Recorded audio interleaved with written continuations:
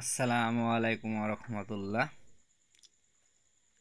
এক মৌসুমের ফল আর এক মৌসুমে কিভাবে সংরক্ষিত করে রেখে ফল খাওয়া যায়।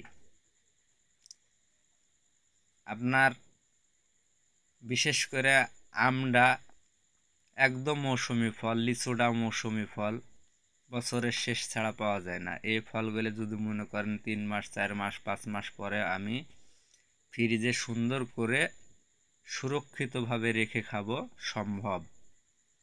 প্রথম স্তর হলো যে আমটা আপনি রাখবেন সেই আমকে পরিপূর্ণ পাকা হতে হবে। কাঁচা আম যদি রাখেন সে আমটা আপনার নষ্ট হয়ে যাবে, খেতে পারবেন না। আর পাকা হলে পারবেন। তাই আপনাকে পাকা আম রাখতে হবে। ডবল মিনি পলিথিনের ভিতর আপনারা আমটা ভরবেন। ভরার পরে ফ্রিজের ডিপে রাখবেন। অবশ্যই মাথাতে রাখতে হবে ডিপে ছাড়া কিন্তু থাকবে না, নর্মালে থুলে থাকবে না। আর ডিপে যেভাবে থুবেন সেইভাবে থাকবে। লক্ষ্য একটাই, কোনো মশলা জাতীয় জিনিস থুবেন না, মাছ মাংস। ফলের ফ্লেভার একই থাকবে।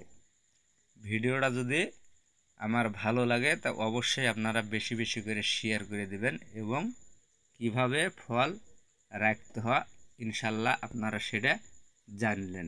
একদম টাটকা ফ্লেভার। বিশেষ করে আপনারা খেসাপাত এবং ন্যাংড়া আর গোপালভোগ এই 3টি আম রেখে ফ্রিজে সুরক্ষিতভাবে আপনারা খেতে পারেন। ইনশাল্লাহ কোনো ক্ষতি সমস্যা হবে না। আমি প্রায় রাখি এবং খাই।